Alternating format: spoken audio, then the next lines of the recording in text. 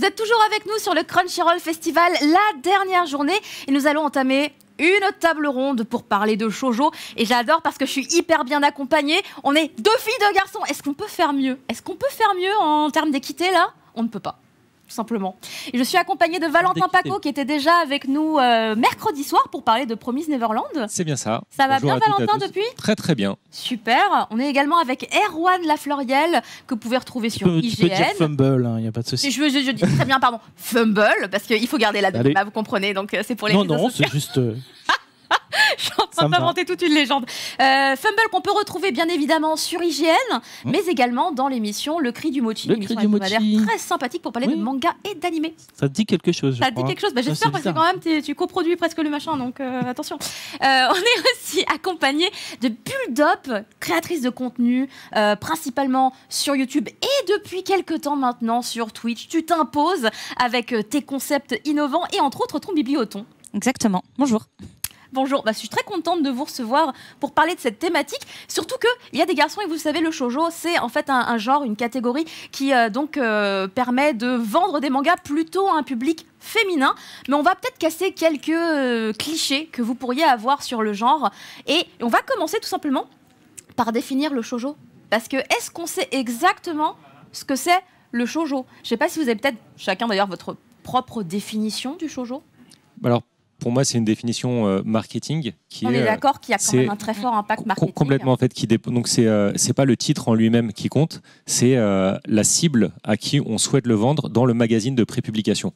Donc les shoujo sont des magazines comme sont traduits jeunes filles, donc qui sont à cible des jeunes filles dans les magazines de prépublication japonaises. Alors il y a différentes tranches d'âge selon les magazines et en fait voilà, donc à partir de là, officiellement les équipes marketing japonaises ont dit c'est pour les jeunes filles. Donc il y a des dominantes de rose sur plein de covers et tout. Mais en vrai, c'est bien plus que ça. Évidemment, vous partagez globalement. C'est un sujet extrêmement varié, mais effectivement, je conseille à tous ceux qui veulent parler de shoujo, de shonen, de toutes ces choses-là, d'utiliser les termes des éditeurs, tout simplement, comme ça on ne se prend pas la tête. Si l'éditeur dit c'est un shoujo, c'est un shoujo. Et ensuite, évidemment, il y a énormément de variétés, mais au moins c'est plus simple pour tout le monde de suivre l'éditeur. Après, de quel éditeur tu parles? Ah bon, il y a des éditeurs qui changent un peu les choses il quand ça arrive en France et des fois ils se plantent. Voilà. Bon. Au Japon, il y a une classification, mais des fois pour des raisons toujours les mêmes finalement marketing. Une fois le titre arrivé en France, peut prendre finalement une autre catégorie pour mieux cibler dans le pays en question. Faisons confiance aux éditeurs français, même si des fois ils font une erreur. Il est team éditeur français, j'ai noté. Bulldop, tu partages ce point de vue aussi? Alors c'est vrai qu'au début, moi, je pensais pas que c'était vraiment ça. Ah ouais. Parce que moi j'ai toujours parti du principe que effectivement le shoujo ça s'adressait à un public féminin mais que c'était pas réservé à un public féminin et du coup j'avais tendance à dire que on disait que c'était ça mais c'était pas ça, mais le fait est que si marketingment parlant c'est normalement réservé à un public féminin, enfin c'est fait pour un public féminin. C'est eux qui sont visés, voilà, c'est les filles. Ça veut pas dire que c'est réservé pour c'est ça, il y a un problème, les gens l'interprètent comme une espèce d'exclusivité alors que du coup on a des gros problèmes Bulldop, enfin, si on lit du shonen, oh là là, qu'est-ce qui va se passer? Mais qu'est-ce que vous faites? Sacrilège. Mais alors le pire c'est quand les hommes lisent du shoujo, alors là on y reviendra plus tard. Totalement nul entre nous, mais on en reparlera après. Mais oui, on en reparlera plus tard puisque justement on aura des choses à dire là-dessus parce que c'est dommage finalement que les hommes aillent se priver d'un genre entier qui quand même couvre beaucoup d'univers différents juste parce que c'est marqué shoujo dessus. Alors qu'en fait, ils pourraient peut-être trouver des histoires, des personnages, des intrigues tout aussi passionnantes que dans d'autres catégories. Donc on est assez d'accord là-dessus. Il y a un amalgame, je pense, quand même assez évident souvent. On va penser shoujo égale romance. C'est vraiment une constatation que j'ai fait au fil des ans. Vraiment beaucoup de monde qui se trompe là-dessus. Alors que finalement, il y a énormément mais de shonen où il y a des romances, des seinen où il y a des romances, il y en a quand même vraiment pas mal. Pourquoi finalement les gens se bloquent là-dessus et se disent dès qu'il y a une amourette, ah là là, tout de suite c'est un shoujo? C'est fou qu'il y ait un amalgame pareil. C'est un peu historique. Parce que déjà au départ, donc effectivement, les premiers shoujo étaient des histoires d'amour pour jeunes filles, des jeunes filles très cloisonnées. Donc le rôle, l'ambition des jeunes filles à l'époque, enfin l'ambition souhaitée par les hommes qui écrivaient ces shoujo à l'époque était: tu es une jeune fille, tu vas vouloir être mariée, femme au foyer, trouver le mari idéal ou le petit ami idéal. Et donc ça a défini Mais ça, c'est des choses qu'on n'a pas reçues chez nous, enfin, qui ne s'est pas arrivé jusqu'à chez nous. Il y en a certains qui sont arrivés, mais plein d'autres qui ont fait autre chose. Et par facilité, je pense par fainéantise de messages marketing qui se répètent d'année en année. On se dit, ça sera plus facile de dire shoujo, c'est pour filles. Pour filles, on fait la comparaison, par exemple, avec la collection Harlequin, avec la chick lit.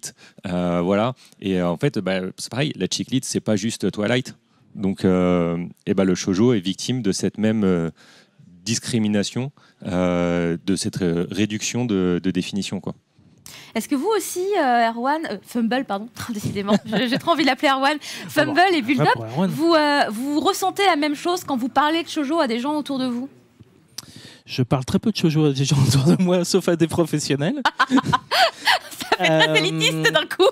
Mais j'ai encore lu, encore récemment, des témoignages de gens qui disent j'ai lu un shoujo, ça m'a plu, et pourtant je suis pas fleur bleue, je suis pas tout ça, ça me dégoûte. Enfin, ils disent pas que ça me dégoûte, mais genre les petits cœurs, ça me fait un peu vomir et tout ça, ça me file la nausée. Je lis ça, je ne comprends pas. Tu dis, en fait. T'as pas lu. Mais c'est-à-dire qu'on a affaire à des gens qui protègent en fait leur masculinité en crachant sur les shoujo, parce que ça leur fait peur. Du coup, là, tu parles des garçons. Là, tu parles des hommes. Je parlais de manière plus globale. Plus globalement. Toi, c'est par rapport aux hommes. Avec qui t'en as parlé, d'accord. En tout cas, ce que je lis, c'est souvent avec des témoignages qu'on peut avoir. Mais sinon, non, j'en parle exactement comme n'importe quel autre manga. Dans un cadre professionnel, comme dans une émission. Dans une émission hebdomadaire. ou sur IGN France. J'apporte ça comme n'importe quel autre manga. Et il n'y a absolument aucune raison de faire autrement, en fait. Build Up, de ton côté? Moi, je dirais que de manière générale, tu le disais, c'est de la discrimination qui existe dans le manga, mais pas que dans le manga. Moi, à la base, je suis plus littérature générale, young adulte, tout ça. Et en fait, dans la littérature, donc dans le roman, je dis pas que le manga c'est pas de la littérature, mais dans le roman on a exactement le même phénomène avec le young adulte. C'est-à-dire qu'une femme qui va écrire de la science-fiction par exemple ou de la fantasy va facilement être estampillé young adulte, alors que le public cible n'est pas forcément young adulte. À l'inverse, un homme qui va faire de la fantasy ou de la SF, lui fait pour de l'adulte. Tu vois. Donc, et en fait, c'est un petit peu la même chose, c'est de la discrimination, mais dans tous les milieux. Et le shoujo, en l'occurrence, moi, c'est vraiment genre, c'est ma came pour de vrai. Genre, je ne lis que ça et j'en parle à tout le monde. J'essaye de le conseiller à tout le monde pour que justement les gens arrêtent de faire cette espèce d'amalgame qui fait déjà du mal à la littérature et aux livres de manière générale. Et qui les prive en fait d'univers super riches et super sympa en fait. Enfin, l'amour c'est pas que pour les femmes, jusqu'à preuve du contraire. L'être humain normalement doit être content quand il est amoureux, et la romance c'est pas quelque chose de péjoratif. Au contraire, à mes yeux. Je trouve même que des fois, dans les shoujo, on peut aborder le thème de la romance sous divers aspects, parce qu'il n'y a pas que des moments heureux, on n'a pas que le cœur qui bat quand on est amoureux, c'est aussi des déceptions, ça peut entraîner des traumas, d'autres choses. Enfin, on peut aller très loin, justement, dans l'univers du shoujo, mais de la même manière qu'on peut le faire aussi dans le seinen. C'est pour ça que je suis totalement d'accord, évidemment, avec vous par rapport à cette discrimination dont on parle. Et un truc, du coup, que je trouve assez amusant, c'est que tout à l'heure, tu nous disais, Valentin, que finalement les premiers auteurs de manga étaient des hommes, même pour du shoujo, et que du coup finalement il y avait un archétype du personnage féminin, mais il y a très très longtemps évidemment, et aujourd'hui on a quand même une plus grande majorité d'autrices qui écrivent du shoujo, mais c'est vrai qu'on a encore des auteurs mine de rien. Ouais. Après, les auteurs modernes qui écrivent du shoujo le font plus avec l'agenda, plus avec le cahier des charges de l'époque. Oui, donc, tout a évolué forcément. C'est beaucoup plus positif. Mais si on remonte l'histoire, les premiers magazines de shoujo, c'est 1902 et 1903. Donc Shoujo Kai et Shoujo Sekai. Après, il faut attendre vraiment Tezuka et son Princesse Saphir pour voir le genre prendre ses lettres de noblesse. Avant, on était plutôt sur des yonkoma, donc des histoires courtes en 4 cases, pas forcément très structurées, pas d'histoire longue, donc pas d'histoire qui se suit de chapitre en chapitre. avec Princesse Saphir, Tezuka a posé une nouvelle base donc d'une histoire longue, et même s'il pose une histoire avec un personnage à la sexualité ambiguë, donc une fille qui se déguise en garçon et qui a 2 âmes au sein d'elle, ça reste un homme qui écrit ça, et donc il y a le débat du est-ce qu'elle va épouser le prince, est-ce que machin, est-ce que cela, et faut attendre en fait 70 avec le groupe qui s'appelle le groupe des 24, donc 24 comme la 24e année de l'ère Showa, ou les 49ers, qui nous correspondent plus à nous avec notre calendrier européen ou byzantin, donc avec Moto Hagio, le cœur de Thomas, Ikeda et la rose de Versailles, et Mizuno avec son Fire, qui est le shoujo en 69 avec la première scène d'amour, d'intimité entre deux personnages mise dans un manga shoujo. Et donc elles sont arrivées avec cette volonté de on est des autrices, on sait peut-être un peu mieux de quoi on parle, et on va casser ce carcan dans lequel vous essayez de nous enfermer. Et elles l'ont cassé, mais dans tous les sens, parce que Moto Hagio, c'est la première histoire d'homosexualité. Parmi les premières, très clairement, de doute. C'est aussi dans ces années-là, donc les années 70, où on va avoir la naissance du boys love. On a, qui donc est considéré comme un sous-genre finalement du shoujo. Du shoujo, mais là aussi on est réducteur. Du coup, ça prouve que le shoujo c'est immense. Mais oui, alors il y a tout. Moto Hagio, donc dès 70, faisait de la SF. Donc, oui, dans le shoujo il y a tout. Il y a de la SF, il y a de l'horreur, il y a du boys love, il y a beaucoup d'humour aussi, mine de rien. On peut avoir des trucs limite du gag manga, mais c'est quand même du shoujo. En fait, on peut tout y retrouver. Du coup, c'est vraiment cette discrimination finalement, mais c'est quand même un peu dingue de se dire qu'il y a encore des gens qui continuent à penser comme ça, alors qu'il y a quasiment tout ce qu'on peut retrouver dans les autres genres aussi. Je pense par exemple, là tout de suite, à un titre seinen où il y a une romance, c'est Sexy Cosplay Doll. J'espère que c'est un seinen, j'espère que c'est pas un shonen, mais il me semble que c'est un seinen, et pour le coup on est sur une romance qui pourtant va toucher des jeunes, et qui va être extrêmement mignonne aussi. Et je suis sûre qu'il y a des millions de gens qui pourraient se dire attends, c'est des jeunes, ils tombent amoureux, c'est sûrement un shoujo, alors que pas du tout. D'ailleurs, moi ma constatation aussi à ce niveau-là, c'est par rapport aux protagonistes principaux. Je sais pas si vous avez un peu la même vibe, mais souvent dans le shoujo, justement, vu que c'est destiné d'un point de vue marketing quand même à un lectorat féminin, on va souvent mettre des héroïnes plus que des héros. Je pense que ça reste encore très anecdotique de retrouver vraiment des personnages principaux totalement masculins, et qu'il n'y ait que eux vraiment qui soient au centre de l'histoire. Mais ça existe, mais il n'y en a pas tant que ça. Est-ce que pour vous aussi, finalement, shoujo, c'est une héroïne? On suit une héroïne?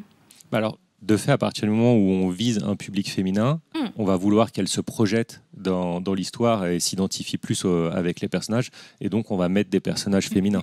Ça, là, je pense que les exigences marketing restent très très fortes. Tu publies dans le Bezatsu, tu vas faire une héroïne parce que c'est quand même 80% de femmes qui l'achètent, et je pense que ce qui va permettre de sortir petit à petit de ça, c'est les prépublications sur le web, où on n'a plus cette histoire de j'achète le magazine féminin, j'achète le magazine masculin. Le site web de prépublication, il est complètement asexué, il est non-genré, et ça permet d'avoir des titres qui se côtoient mais qui n'ont rien à voir, quoi. Et je pense que ça va ouvrir la voie à plus de liberté. Une nouvelle porte. Pour toi, tu considères complètement. Parce que quand on parle de magazines de prépublication, c'est pas 100% des pages qui sont des mangas. Donc dans certains shonen, la couverture c'est une Playmate. Donc c'est une idole en maillot de bain.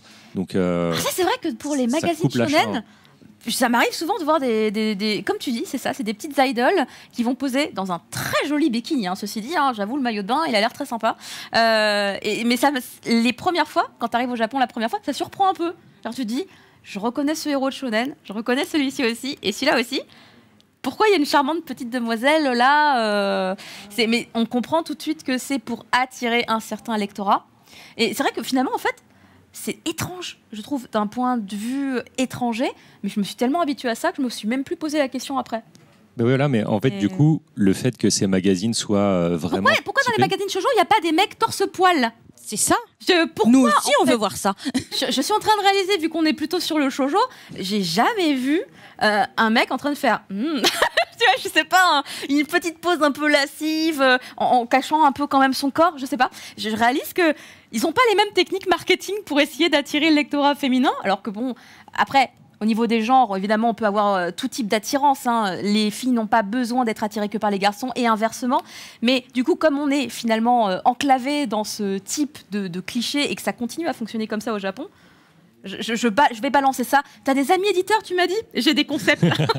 J'ai des concepts intéressants. Et tu me présentes, on file les cartes de visite. Et... Il y en a un pas loin juste derrière aussi. Il y a du monde intéressant. On va faire des échanges intéressants. Vous n'aurez jamais vu ça avant. On va révolutionner le genre. Pour toi aussi, Bulldop, le shoujo, c'est finalement s'identifier à une héroïne? Pas forcément. Après, oui, il y a une majorité de personnages principaux qui sont des femmes. Mais ça me choque pas tant que ça parce qu'en fait, je refais encore un petit peu le parallèle avec les romans. Bien sûr. Dans les romans, souvent, les personnages principaux sont aussi des femmes. Mais ça choque moins parce que le public est aussi beaucoup plus féminin. Les femmes lisent plus. Il y avait eu une étude où je sais plus quoi. Oui, mais moi, je fais même plus attention à ça. Mais c'est vrai que par contre, un shoujo où on a un personnage masculin qui est le personnage principal, du coup, moi, ça m'interpelle encore plus. Tu vois, ça m'attire encore plus parce que je me dis, on va peut-être sortir un petit peu des sentiers battus et aborder des sujets qu'on n'aborde pas forcément toujours quand c'est une fille aux commandes. Et en l'occurrence, pour moi, le shoujo, c'est effectivement, il peut y avoir de la romance, mais pas tout le temps. Et surtout, c'est pas tout le temps l'élément central. Et souvent, mes séries préférées, c'est justement des séries où il y a effectivement de la romance, parce que moi, j'ai besoin de ça. Moi, j'aime bien aussi quand ça j'aime peut bien se vibrer un peu avec. à ce niveau-là. Voilà, j'aime bien tomber amoureuse des personnages et tout. Mais souvent, on parle. En fait, c'est vraiment un. Je sais même pas si on peut dire que c'est un genre, mais c'est vraiment un type de lecture qui aborde de tout.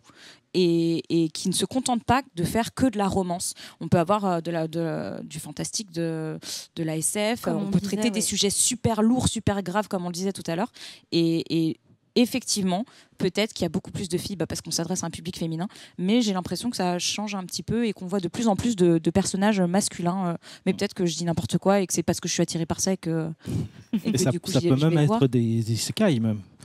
On a des isekai où c'est... Oui, c'est vrai. Hier, j'ai fait une table ronde sur le monde de l'isekai et nous étions totalement embarqués avec Marie-Lou, qui est la traductrice de Rising of the Shield Hero, en train de délirer sur les webtoons isekai, où ce sont du coup des héroïnes qui lisaient un livre comme par hasard et elle se réveille le lendemain, elle est dans son roman, elle a le mauvais rôle, c'est l'héroïne qui va malheureusement mourir dans 3 chapitres. Du coup, elle fait « Oulala, qu'est-ce que je vais faire ?» Et évidemment, il va se passer plein de choses et il ne va normalement rien lui arriver. Mais du coup, il y a un gros développement à ce niveau-là dans l'isekai. C'est vraiment un chemin de faire tout tracé en ce moment. Il y a une grosse popularité là-dessus.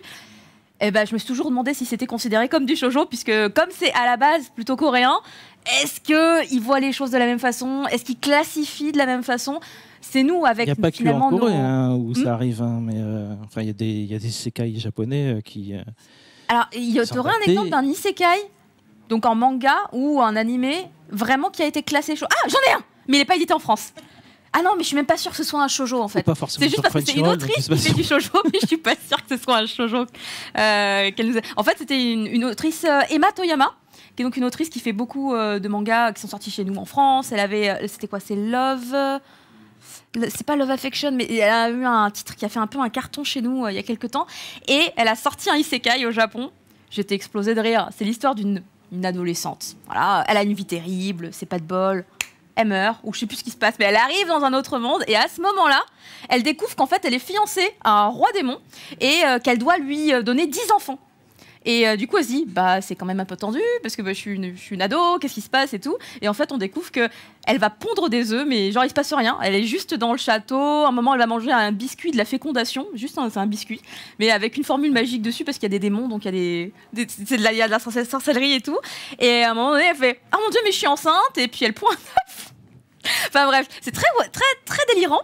Mais comme cette autrice a fait du shoujo, je me suis toujours posé la question si ce titre, qui n'est pas encore sorti chez nous, mais je compte sur les éditeurs pour nous amuser et le sortir peut-être un jour. Ça vous surprend trop là ce que je suis en train de dire? Je sens que vous avez... Non, pas du tout. Mais je suis en train de me demander si c'est du shoujo ou pas en fait. Mais effectivement, si c'est une héroïne et que c'est un isekai, pourquoi ça serait dans la catégorie shonen? Exactement comme il y a comme on parlait de héros masculins. Oui. souvent, si tu fais une romance avec un héros masculin, tout d'un coup, ça va passer dans la catégorie shonen, parce que ça va rajouter un petit peu de gag, parce que ça va rajouter un petit peu de sport. Si tu prends Manga Plus en ce moment, il y a Blue Box. Blue Box, c'est totalement un shonen et une romance. Et qu'est-ce qu'elle plaît vraiment, sur les réseaux sociaux. Parce que l'alchimie est parfaite, parce que le mélange est parfait entre les deux genres. Mais du coup, comme c'est du sport, ça sort dans un shonen. Mais voilà, après les héroïnes, il y en a un paquet, il y en a une variété absolument fantastique, de la plus innocente à la plus agressive, et de tous les âges, de tous les âges, styles, que ce soit de l'aventure, de la fantasy, les magical girls, on peut pas. Alors du coup, là, si on doit donner quelques exemples, par exemple, un shoujo sur le thème un peu de la magie, de la fantasy. Magic Knight Rayheart. Magic Knight Rayheart, effectivement, des Clamp, qui est un grand classique. Complètement. Hein, c'était quoi, Nakayoshi, je sais plus c'est quoi le magazine, mais effectivement, c'est un shoujo. Et il est très. Mais c'est pas un peu un isekai. Attendez, je suis en train de. C'est un des premiers isekai, comme tu avais eu Fushigi Yugi aussi à l'époque. Oui, on en a parlé justement hier. Moi, j'étais là en mode Escaflowne, c'était pas un peu isekai? Et tout le monde était là en mode mais oui, mais bien sûr, mais évidemment. Donc, mais effectivement, oui. En fantasy, la fantasy, c'est un genre qui plaît énormément, qui permet en plus de jouer facilement avec les codes, parce qu'on crée un univers parallèle et on vient avec des connaissances de notre époque, et on peut se permettre de juger, et on a aussi des a priori sur si cette personne est noble, alors elle va mépriser les roturiers, ou les hommes bêtes vont pas aimer les humains, ou réciproquement, parce qu'il va y avoir un mépris, et on va pouvoir transposer le racisme dans un truc qui va moins cliver les lecteurs. Et c'est pour ça que la fantasy, c'est top. Oui. Parce qu'on peut faire vraiment ce qu'on veut, on peut rajouter de la magie. Donc, du coup, ça facilite les interactions, les évolutions. Mais il y a vraiment de tout. Mais en fantasy, Magic Knight Rayheart. Moi, je pense aussi à, par exemple, alors il n'y a pas vraiment tout à fait de la magie, mais il y a l'Arcane de l'Aube, qui est un titre qui était sorti chez Kazé il y a quelques temps. Et je me rappelle que j'avais eu un énorme coup de cœur pour ce titre à sa sortie. Il y a, alors, peut-être des fois on amalgame avec Yona, la princesse de l'Aube, parce que du coup, les deux héroïnes, en fait, avaient les cheveux plutôt roux. Du coup, à un moment, je me rappelle, je me suis un peu emmêlé les pinceaux sur les deux, parce qu'en plus, c'est sorti à peu près à la même période. Mais donc, il y a ces deux œuvres qui existent où on a des héroïnes très fortes, hein, mine de rien, dans un monde un peu de cap et d'épée, mais avec un peu de magie aussi, malgré tout. J'ai toujours un peu du mal à contextualiser exactement quels sont ces types d'univers, parce que c'est pas notre réalité, hein, ça c'est évident. Et moi, j'aime bien ce type d'histoire où on part sur des aventures et que ça peut, du coup, prendre un certain temps à mettre en place, à faire le développement et finalement à conclure. L'Arcane de l'Aube, ça avait duré au moins plus de 12 tomes sûrs. J'en ai lu au moins 12. Yona, la princesse de l'Aube, je pense que ça continue encore. On est à plus de 30 tomes. C'est... Là, pour le coup, on parlait tout à l'heure en off des shoujo. Est-ce que c'est long? Alors lui, on l'avait pas cité. Mais effectivement, Yona, effectivement, c'est assez long. Il y a également Shirayuki Hime. Ouais, Shirayuki Hime. Shirayuki qui est super long aussi. Hein. Je sais même pas s'il est terminé. Alors, je sais qu'il y a l'animé. Là, j'avoue. Mais Shirayuki Hime et Yona, la princesse de l'Aube, on est d'accord, hein, c'est deux trucs. Hein. Attends, justement, tu mets le doute. Je suis en train de me dire, ça m'a l'air d'être là. Shirayuki aux cheveux rouges. Et pourquoi j'ai mis les deux noms? Je sais pas, j'ai un doute. Parce que j'étais en train de me poser la question, tu vois, en interne, j'étais en mode Émilie, dis pas de bêtises. Yona? Je sais pas.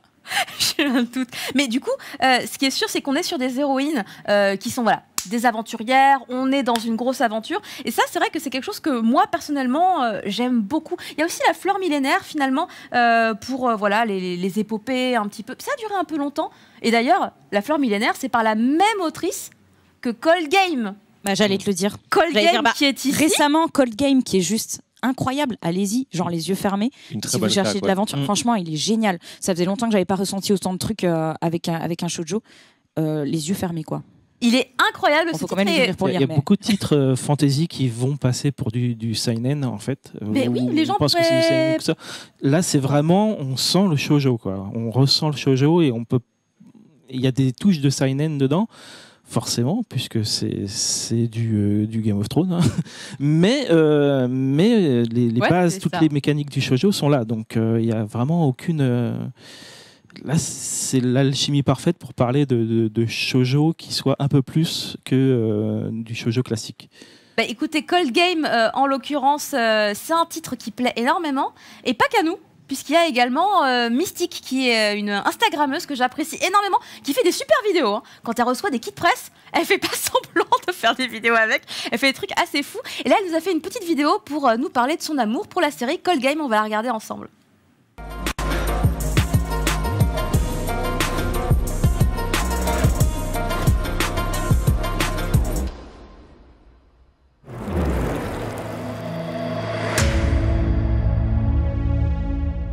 Si vous avez des idées reçues sur les shoujo, je vous recommande fortement de lire Cold Game, car c'est parce que ce titre est bien loin de tous les clichés que l'on peut avoir sur ce genre que je l'ai adoré. Exit l'héroïne lycéenne qui rêve d'un amour sans vague et place à la jeune femme forte qui va devoir tout faire pour sauver sa tête.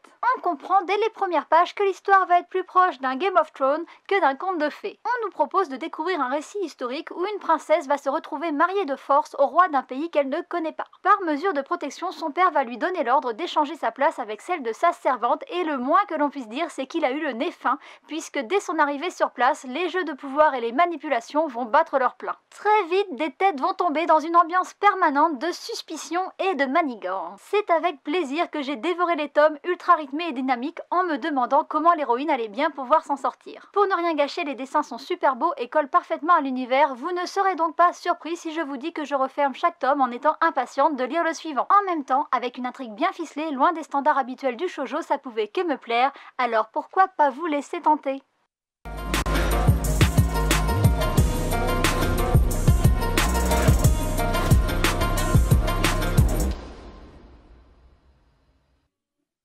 Merci beaucoup à Mystique pour cette petite vidéo qui, voilà, elle aussi était très très emportée sur la série Cold Game. On peut peut-être rapidement rappeler du coup de quoi ça parle. J'ai plus tout à fait le nom de l'héroïne en tête, mais il s'agit d'une princesse qui va donc avoir un destin totalement fou. Elle va être envoyée pour épouser quelqu'un dans un autre royaume. Je me suis toujours demandé d'ailleurs pourquoi les royaumes s'appelaient juste A, B, E, D. Pourquoi juste des lettres? C'est un mystère. Et elle va être envoyée donc pour épouser le roi d'un royaume qui, très étrangement, a déjà plusieurs femmes potentielles. Et si on disait que c'était un Game of Thrones-like, c'est parce que c'est Alna, on a des vrais professionnels en régie, la princesse Alna, qui d'ailleurs va dissimuler sa réelle identité en arrivant dans ce royaume, puisque c'est sa cousine qui était sa gouvernante, j'allais dire sa femme de chambre. Ouais. C'est sa première suivante. Sa première suivante. Je ne sais pas si c'est le terme exact, mais c'est. Je pense que ça passe mieux que sa femme de compagnie. Sa dame de compagnie. Vous êtes très très bon. Sa dame de compagnie, en fait, qui va donc prendre sa place et qui va jouer le rôle de la princesse. Sauf qu'évidemment, elle n'a pas eu l'éducation d'Alna, donc elle parle pas les langues étrangères. Elle est hyper timide. Et en dehors de juste la couleur des cheveux, elle ne se ressemble pas tant que ça. Ou la couleur des yeux. Je sais plus s'il y a une couleur dans un des aspects des deux personnages. Elle a les yeux violets, Alna. Je crois qu'il y avait les yeux en l'occurrence. Mais là, on est sur un trope très japonais, hein, l'atavisme génétique de si t'es noble, le sang bleu, eux, ça va au-delà. Hein. C'est t'as les cheveux argentés, t'es forcément de sang royal, t'as les yeux machin, qui des fois créent des trucs un peu idiots, parce que justement, mec, regarde la couleur de ses yeux. Tu sais que c'est une héritière là quelque part. C'est comme Clark Kent avec les lunettes. Hein. Des fois on se dit c'était évident, mais il faut bien créer un scénario. Et donc là-dedans, en fait, l'aspect finalement assez cruel et violent de cette histoire, ça va être que cette Alna, qui donc là joue le rôle finalement d'une cavalière, d'une chevalier, une chevalière. Chevalière, il me semble que c'est pour les doigts, non? Une femme chevalier, voilà. Une femme chevalier, ça me convient parfaitement. Et elle va se rendre compte que face à sa pauvre cousine un peu désarmée, il y a des prétendantes au trône qui sont extrêmement dangereuses. Ça ne rigole pas du tout. Et donc, il va se passer énormément de choses, rien que dans ce premier tome. Si vous ne connaissez pas vraiment, on vous invite à le découvrir. Et vraiment, ne pensez pas que c'est mignon, parce qu'à aucun moment ça l'est. Ça reste tout le temps sur un flux tendu. Masculins qui viennent au milieu de tout ça. Alors, moi, on a tout de même des princes et des gens un peu mystérieux qui sont beaux et qui sont romantiquement intéressants. Moi, j'ai très aimé le côté les mecs sont canons. C'est un aspect. Je ne dirai rien, mais tout le monde sait que moi aussi. Ça, moi, j'ai commenccommencé à créer un harem dans ma tête. Effectivement, dès que le premier a popé, je fais ah, il lui a tapé dessus. C'est un contact original. Non, c'est faux. Ça arrive si souvent. Mais à chaque fois qu'il y a un garçon qui arrive dans l'entourage de l'héroïne, je me dis peut-être que oh non, ça n'a pas l'air bien parti. Donc je fais des petits harems qui n'existent pas. Mais en fait, en vrai, plus le temps passe et plus je commence à me dire que ça commence à être sympa à ce niveau-là. Mais c'est pas du tout le but, évidemment, de ce manga. Là, on nous raconte vraiment une histoire, une épopée, la grande aventure de Alna, qui va devoir en plus finalement s'émanciper très rapidement de la situation de princesse dans laquelle elle était, pour se retrouver confrontée à la survie. Vraiment, littéralement, de la survie. D'ailleurs, je me rappelle mon petit frère, qui a pas mal de clichés comme ça, pareil, sur les shoujo. Et bah, quand il m'a entendu parler de ce titre, il m'a dit je sais même pas ce que c'est, mais je veux le lire. Et je me suis dit, mais voilà. Ça, c'est les trucs, ça fait extrêmement plaisir quand les gens réagissent comme ça. On a également dans le shoujo des titres pour se marrer un petit peu. Vous, c'est quoi vos shoujo que vous trouvez plutôt rigolos, sympas et légers, que vous aimez bien? Moi, j'en ai deux. Un qui est disponible chez Kazé, Takane Hana. Oui, d'ailleurs, merci. Un petit coucou à Mehdi, l'éditeur qui l'avait acheté. Et un autre qui n'est pas encore disponible en manga, mais qui est disponible en vidéo, c'est Gekan Shoujo no Zaki-kun. Alors, je ne suis même pas sûr à 100% qu'il soit prépublié en magazine shoujo, même s'il y a shoujo dans le nom, où là je me tape des barres de rire à chaque fois. Ça parle de quoi? Parce que je ne connais pas du tout. Donc c'est un auteur, donc un lycéen, qui est auteur de manga shoujo, mais qui fait ça discrètement, parce que être lycéen et écrire des mangas shoujo, c'est pas le truc le plus viril, sachant qu'en plus il fait 1m90, donc pour un japonais, il est plutôt très viril physiquement. Un peu hors norme. Et il y a une nana qui est amoureuse de lui et qui va lui faire une confession dans le premier épisode et qui va faire un fumble, et donc au lieu de lui dire je t'aime, elle va dire je suis fan. Et lui, du coup, il va se dire merde, elle sait que je suis un auteur, et donc il lui fait un autographe. Et à partir de ce quiproquo, elle va devenir assistante du mangaka. Elle va essayer de galérer pour le faire. Tous les personnages sont hyper marrants, hyper bien dessinés. J'adore ce titre. Bah écoute, je connaissais pas du tout, mais ça m'a grave intrigué. De ton côté, fumble, si tu fais pas une fumble.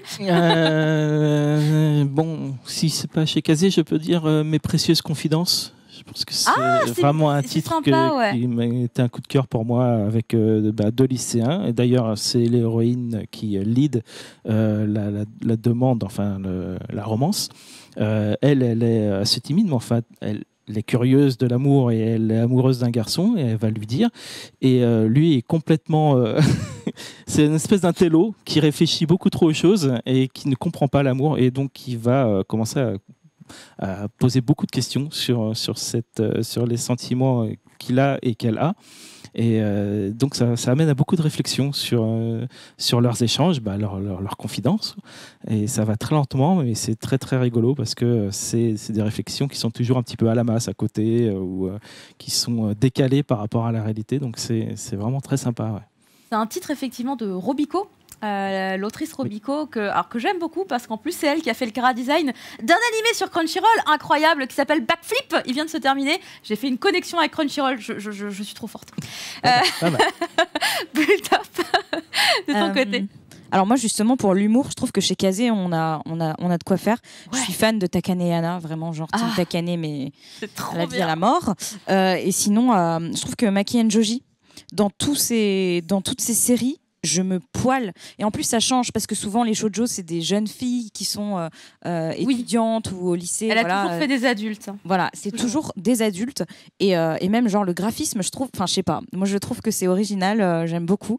Et à chaque fois, mais je me marre vraiment avec Elle a effectivement un dessin très doux. Maki Joji, alors je suis trop contente du coup que tu l'abordes, parce que c'est une de mes autrices préférées, genre de toujours. Ouais. J'ai son premier tome publié au Japon. C'est un one-shot. C'était vraiment moins bien quand même ce qu'elle faisait à cette époque-là, mais je l'ai parce que j'avais beaucoup aimé quand j'avais pu le prendre au Japon. Pour le coup, aujourd'hui, je trouve qu'elle est sur des histoires très drôles toujours, mais avec quand même beaucoup plus de maturité. Je sais que il y a longtemps, genre de l'époque de Private Prince, un titre sorti chez Kazé qu'on ne peut malheureusement... Je crois que c'est le seul que j'ai pas vu, celui-là, tu vois. Qu'est-ce que je l'aimais. Qu'est-ce que il faut que je le lise. En fait, on était quand même sur beaucoup plus de coquinerie, hein, pour rester un peu sur ce terme plus léger qu'autre chose, avec parfois des mains très baladeuses, mais avec un certain humour qui, en fait, quand même, rend toutes les situations pas trop dramatiques. Par exemple, un truc qui m'a choqué après être retombée sur du Maki and Joji bien des années plus tard, hein, après avoir fait une longue pause de Maki and Joji, c'était dans Check Me Up, qui est d'ailleurs ici également sur cette table, où en fait le héros, il va être... mais c'est du gag, tu vois, du gag à la Ranma. Le héros, il va genre taper sur la tête de l'héroïne en mode « Oh là là, tu fais vraiment que des bêtises, c'est n'importe quoi ». Mais ça m'a choqué. Ça m'a choqué. Je ne suis plus habituée. Je lis tellement de shoujo où ça ne se passe plus comme ça. Et du coup, ça m'a choquée. Et en même temps, ça m'a rendu nostalgique. Je me suis dit, mais c'est vrai, finalement, dans les gags mangas qui datent, genre Ranma, etc., c'était vraiment plus ça le souvenir que j'avais. On tapotait sur la tête de tout le monde, ça faisait des grosses bosses, c'était rigolo, ha ha ha, lolilol. Mais là, l'histoire, elle est juste tellement réaliste. Ça m'a pris de court. Hein. Mais du coup, au final, c'est marrant parce que ça permet de dire que le shoujo, comme tous les genres littéraires, évolue avec la société. Et donc, en fait, il y a un shoujo des années 70, il y a un shoujo... un mainstream, parce que bien sûr, à chaque fois, il y a des auteurs satellites qui font des trucs YOLO et super originaux, et qui justement vont apporter le mainstream de demain. Mais il y a vraiment des prépondérances. Donc, dans les années 90, c'était on passait justement du carcan, faut que tu te trouves un mari, un petit copain, et que tu te trouves ta place dans la société, à faut que tu te trouves toi. Donc, toutes les questions d'identité, de recherche, donc que ça soit sur du Sailor Moon, du Utena, tout ça, on va chercher. Après, avec une dose d'écologie. Une fois qu'on s'est trouvé, il faut que tu t'affirmes. Là, on arrive sur Nana. Et après, Nana, un très, très grand classique, magnifique. Et en fait, sur les années 2000, tu t'affirmes et tu trouves ta place dans la société. Donc là, on va parler de comment tu assumes et comment tu vis ta passion. Donc, Nodame Cantabile sur la musique, te trouver un travail. Check Me Up, au final, elle aussi, elle va se trouver un travail. C'est tout l'intérêt de la maturité de cette histoire, c'est qu'on est sur une héroïne qui, alors, le postulat de départ, j'étais amoureuse d'un gars, du coup, je me suis dit, je vais faire les études pour le rejoindre. Mais au final, elle est très sérieuse dans son travail. Elle n'est pas en mode, écoute, c'est raté, je me casse et je vais refaire ma vie ailleurs. Non, elle est quelqu'un de sérieux et dans la réalité. Faut qu'elle bosse, faut qu'elle soit une bonne infirmière, etc. Donc, tout à fait contextualisé. Et aussi, donc, tu as la société qui évolue et tu as les moyens de communication qui évoluent. Et j'en parlais récemment justement avec Anita en lui demandant pourquoi on avait en ce moment à nouveau plein de trucs de thématiques sombres dans les mangas. Et c'est aussi parce que tous les jeunes aujourd'hui ont accès à tout avec Internet. Donc ils peuvent être exposés à des trucs sombres plus jeunes, plus tôt. Ils peuvent être exposés à du contenu à caractère pornographique plutôt plus jeune. Donc on ne va pas le masquer sous le truc, on va leur donner les clés pour comprendre et réagir. Et ça aussi, c'est hyper important. Donc, notamment parce que la société japonaise peut ne pas évoluer à la même vitesse que le reste des sociétés, et pourtant elles sont toutes mélangées sur Internet en 2 clics, notamment sur l'égalité des salaires, la place de la femme. La société japonaise a encore un petit peu de retard. C'est également les shoujo, je trouve, qui en parlent le mieux de ce genre de thématique de société, en tout cas. J'ai jamais trop retrouvé ça dans du shonen, je dois bien avouer. Dans du josei, tu vas en trouver aussi. Ou le shoujo pour adultes, si on doit remettre des... Est-ce que ça existe vraiment, ce terme-là? Alors moi, j'aurais dit josei déjà, à la japonaise. Ouais. Alors j'ai un accent pourri, désolé. Qui mène le débat, finalement, parce que c'est un terme qui existe réellement au Japon. Tu peux peut-être expliquer ce que c'est? Peut-être qu'il y a des gens qui... Le josei, ce serait un peu l'équivalent du seinen, effectivement, mais pour un lectorat féminin. Le seinen étant évidemment le contenu pour les adultes, mais pas parce qu'il va y avoir des trucs trop violents ou trop trash, c'est vraiment juste une question de public. On se dit que ça va moins tenter des adolescents de lire ce type de contenu, ce qui est totalement faux, au final. C'est très intéressant même pour les adolescents. Mais du coup, effectivement, le josei va plutôt même, je pense, viser des femmes adultes qui sont déjà dans une certaine tranche d'âge. Souvent, les titres que j'ai pu voir catégoriser de josei sur des sites comme C'est Moi, qui sont des sites de lecture numérique au Japon, c'est vraiment le genre de truc où dans ma tête, je me dis c'est cliché, c'est pour les femmes mariées. J'ai un peu cette image de ces titres que j'ai vus classés dans cette catégorie. C'est relié au roman de gare. Des romances de gare, des romans que tu dois connaître peut-être si tu fais de... Après, ça ne veut pas dire qu'il n'y a pas des lectures très intéressantes aussi dans ce genre-là. Hein, non, je ne dis pas. Mais si tu prends les couvertures, c'est des romances de gare. Là, tu veux dire les romans feel good. Feel good. Non, plutôt ceux avec J'ai couché avec mon jardinier ou les trucs comme ça. Oui, voilà. C'est pas tout à fait à ça. Mais... C'est Harlequin, oui. Non, Harlequin, c'est encore... Non, Harlequin, c'est bien mieux que je sais. C'est vraiment classé shoujo, mais c'est juste que c'est shoujo, mais pas pour les gamines. Josei, il y a un côté très mature dans la lecture. Mais des romances matures. Moi, par exemple, on m'a dit que les nanas, oula putain, je vais plus retrouver le nom. Mais voilà, on m'a dit que Nana, par exemple, c'était du Josei. En fait, c'est que d'un point de vue thématique et maturité, ça pourrait totalement être considéré comme du Josei. Mais c'est juste que c'est édité dans un magazine, il me semble. Purement techniquement, c'est un shoujo. Voilà, le magazine de prépublication est un magazine qui publie des shoujo, mais c'est ça encore où c'est difficile d'utiliser ces catégories créées par les Japonais. Je pense qu'en vrai, ils s'y perdent aussi, mais nous, on est là, on se dépatouille comme on peut. Mais c'est vrai que c'est un titre qui aborde des thématiques qui vont pas du tout intéresser une ado qui commence à entrer au collège, tu vois. C'est pas possible qu'elle commence à se poser des questions sur son avenir, sur la musique, sur qu'est-ce que je vais faire de ma vie avec mon copain ou pas. Attends, moi j'étais en 6e quand j'ai lu Nana. Sérieux? Ah ouais. Ah moi j'avais c'est genre après Fruit Basket, c'est le premier que j'ai lu. Ah ouais. Et j'étais du coup. Ah ouais, donc toi t'as pris les trucs qui te faisaient pleurer et souffrir quoi. Ouais, mais en fait dès que je chiale, c'est que ça marche. Mais du coup, comment tu l'as ressenti quand tu l'as lu? Parce que finalement, tu étais jeune. Est-ce que tu penses que tu avais déjà tous les éléments en main, toutes les clés de compréhension à cet âge-là? Non, clairement pas. D'ailleurs, je les ai relus là dernièrement.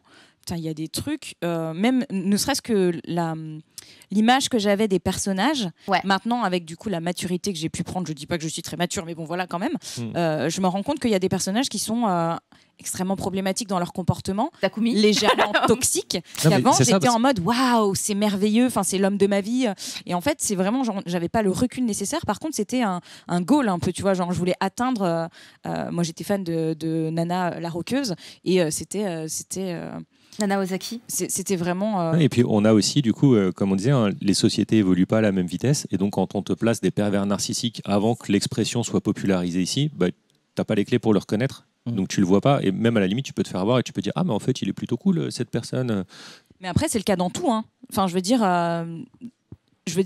En fait, on est en perpétuelle éducation.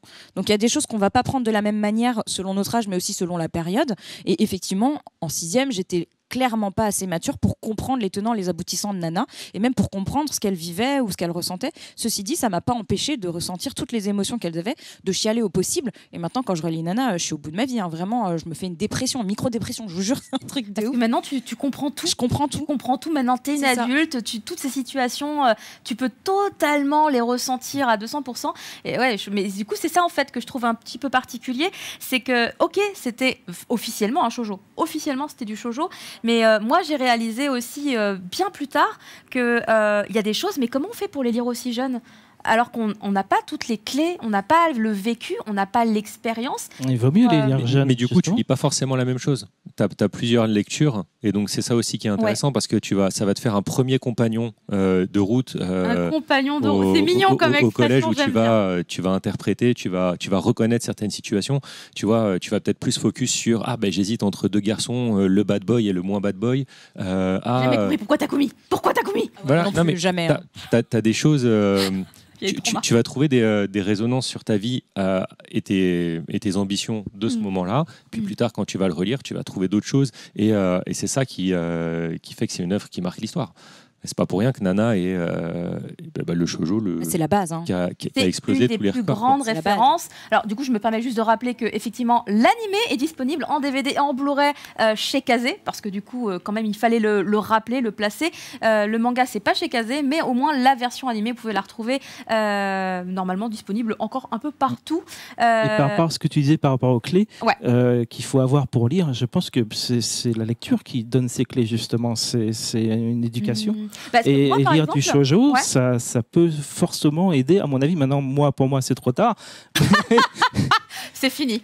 Mais quand je lis l'expérience que j'ai des shoujo, c'est plus de la nostalgie et de la mélancolie, du fait que je vois tout ce que j'aurais pu apprendre, tout ce que je ne savais pas à l'époque, et toutes les erreurs que j'ai faites que j'aurais peut-être pu corriger si j'avais eu une meilleure éducation du shoujo. En fait, c'est toutes les erreurs qu'il a faites. Ah bah oui, mais ça, il a tiré des cheveux, tous les trucs comme ça. Toutes les bêtises. Mais moi, par exemple, pour le shoujo, quand on va toucher à des thématiques qui peuvent être graves, qui peuvent du coup montrer, par exemple, de la dépression, qui peuvent amener à des thématiques qu'on peut pas forcément comprendre quand on est trop jeune. Moi, ce que j'aurais bien aimé, et ce qui ne se fera peut-être jamais, c'est qu'en fait, il y a un petit peu des warnings en fait dans les œuvres. Mais ça, c'est tout le problème en fait. Mais dans tout, il est. Parce que j'aimerais que même dans Nana, j'aurais bien aimé qu'à un moment donné, juste pour les gens qui savent pas, il y ait un truc qui dise attention, Takumi, en fait, en vrai, c'est une personne dangereuse. Mais il y a plein de choses.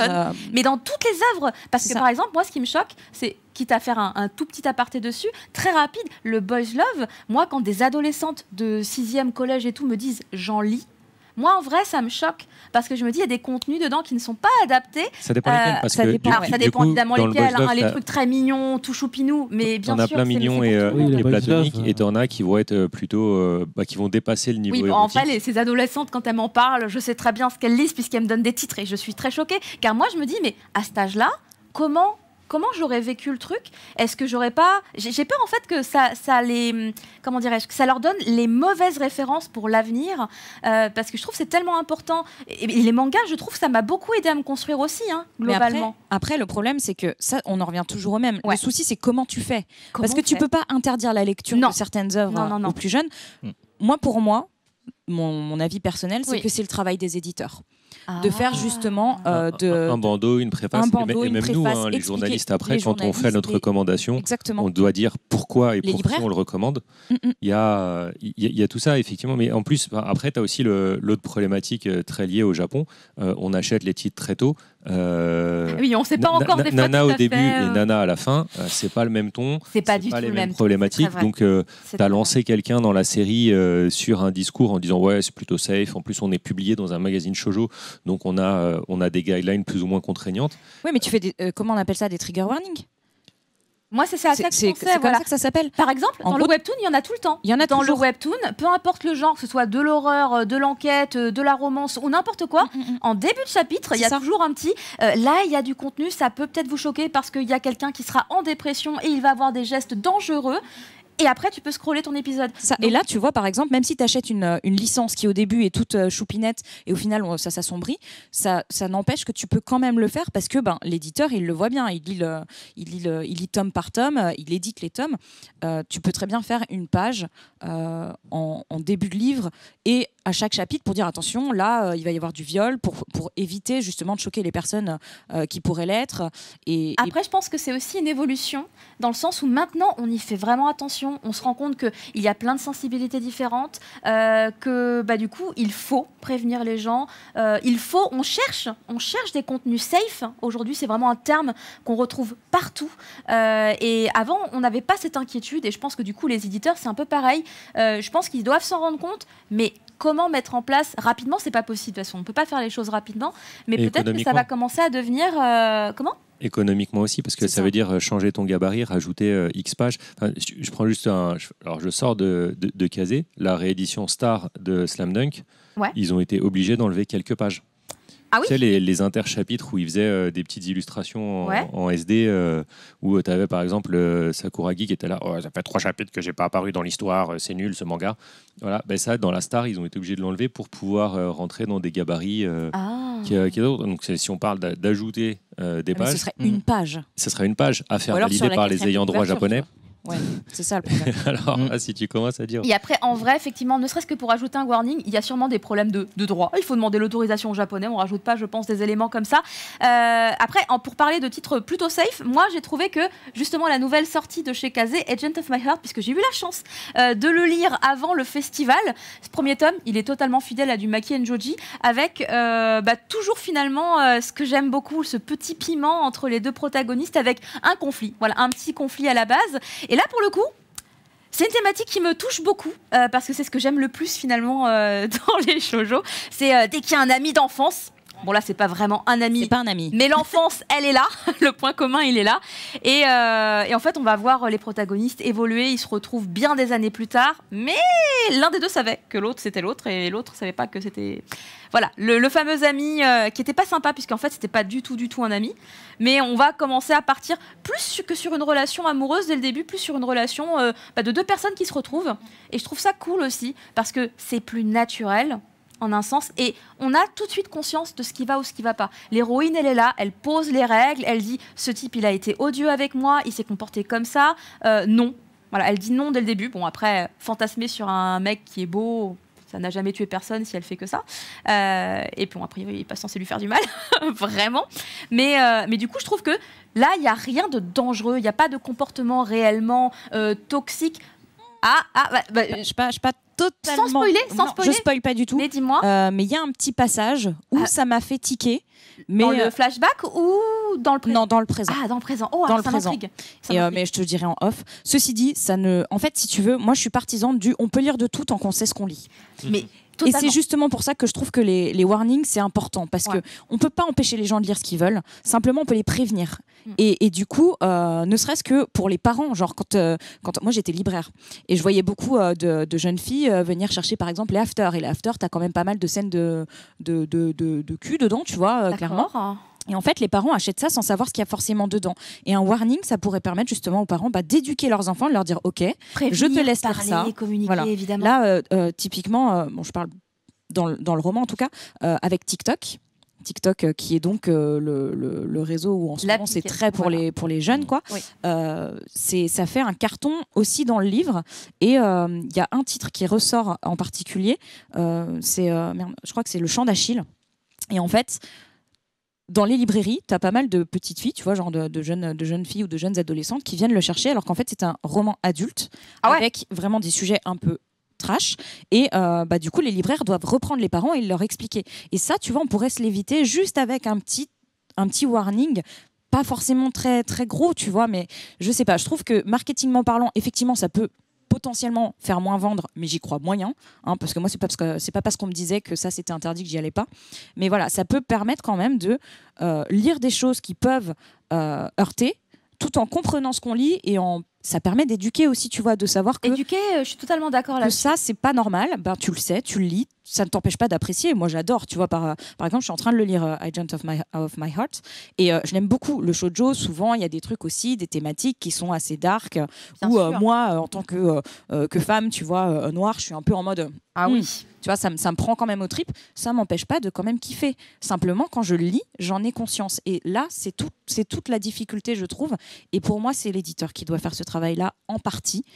Et ensuite, bien sûr, les parents, si on parle des jeunes personnes. Fumble, qui d'ailleurs est papa d'une adolescente et donc qui est très conscient de cette situation. Mais ça voudrait dire que tu devrais lire tous ces livres. C'est difficile de les surveiller. Il lit tous les shoujo potentiels qu'elle pourrait lire. Je lis beaucoup plus qu'elle. Mais même dans les bibliothèques, on voit dans les bibliothèques des choses qui sont dans les rayons parfois sans que les bibliothécaires aient vraiment lu ce qu'il y avait dedans, quoi. Qui sont en libre.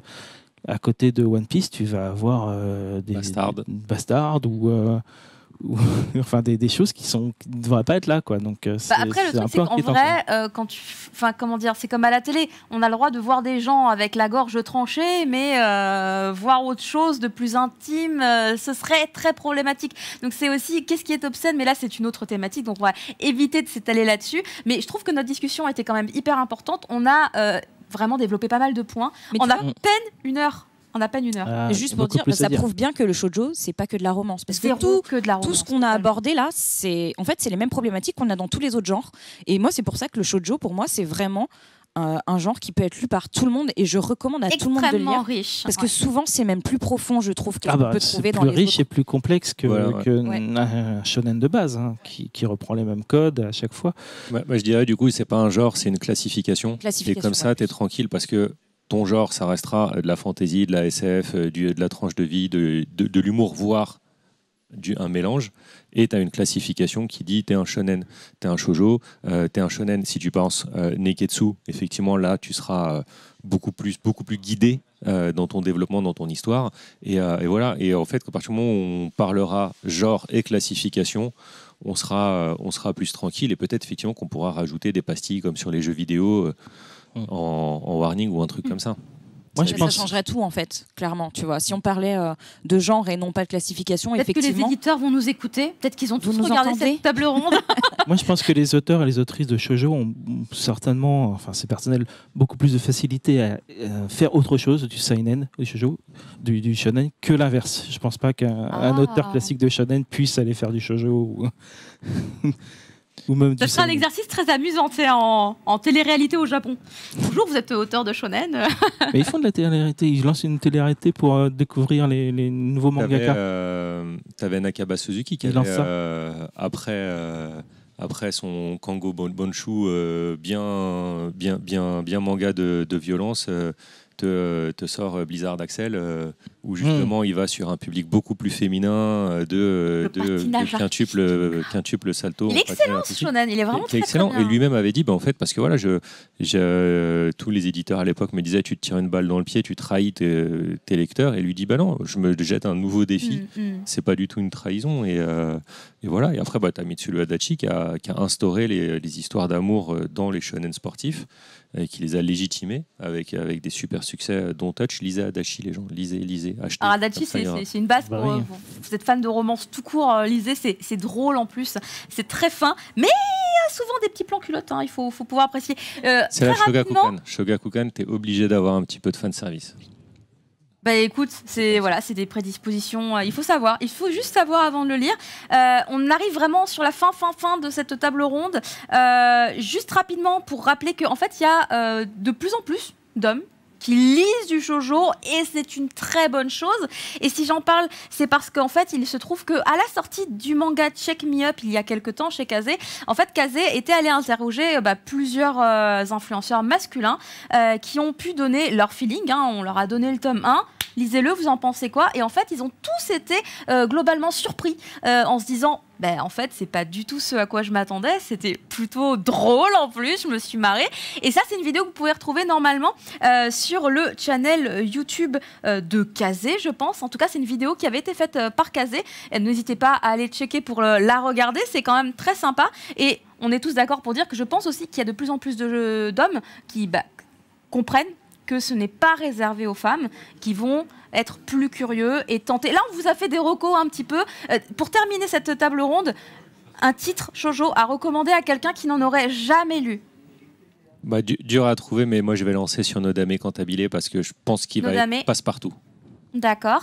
Est-ce qu'il te faut un titre plutôt classique, genre une sorte de... toi, tu te dirais quoi quelqu'un qui a jamais lu de shoujo, qu'est-ce que tu penses? Je dirais Nana, mais... Tu dirais Je dirais Nana, Nana. de base. Quoi. Là, tu tends un piège, t'envoies lire quelque chose qui n'aura peut-être jamais de fin, quoi. Oui, je sais. Mais c'est celui-là. Et où on finit en dépression. Lisez Berserk, alors. Moi, je dirais, pour rester... je vais en prendre un chez Kazé ailleurs, genre Cold Game, vraiment. À tout le monde, les gens qui consomment du manga, mais même ceux qui n'en consomment pas, tu vois, genre les lecteurs qui ne consomment pas de manga, je leur recommande vraiment Cold Game. Et sinon, Good Morning Little Briar Rose. Qui est de Megumi Morino, qui est juste fou. De toute façon, Megumi Morino, de manière générale, tout ce qu'elle fait, c'est super original. Et justement, ça casse un petit peu cette image un peu péjorative qu'on peut avoir du shoujo, et ça montre que ça peut toucher tout le monde. Donc, allez-y, ne paniquez pas, ça va bien se passer. Et juste pour ajouter un truc, oui. C'est pas un titre, mais c'est dire il y a une telle diversité dans le shoujo que qui que soit la personne, tu en trouveras un qui matchera. Je suis tout à fait d'accord là-dessus et on va finir du coup sur ces belles paroles. Merci vraiment à tous les trois pour votre temps et puis pour toutes vos bonnes idées et vos arguments. Merci Valentin Paco qu'on retrouve du coup dans le Figaro. Et sur l'internaute et sur Internet et souvent chez Click. Et souvent chez Click TV, effectivement.